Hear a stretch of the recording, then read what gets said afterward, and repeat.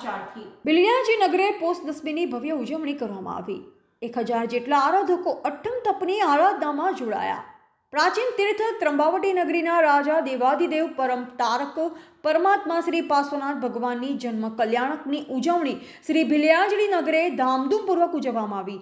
પરમ પૂજ્ય શ્રી ભક્તિ યોગાચાર્ય શ્રી યશો વિજય સુરીશ્વરજી તેમજ પરમ પૂજ્ય શ્રી મુનિચંદ્ર સુરીશ્વરજી તેમજ શ્રી રાજપુણ્ય સુરીશ્વરજી તેમજ શ્રી ભાગ્ય વિજયજી આદિ સાધુ સાધ્વીજી ભગવંતોની નિશ્રામાં ભવ્ય પોષ દસમી મહોત્સવની ઉજવણી કરવામાં આવી। આ મહોત્સવમાં અંદાજિત 1000 જેટલા આરાધકો અઠ્ઠમ તપની તપસ્યા રૂપી આરાધનામાં જોડાયા। આ સમગ્ર મહોત્સવનો લાભ ગરાબડી નિવાસી મહેતા લીલાબેન શાંતિલાલ હાલચંદ પરિવારે લીધો।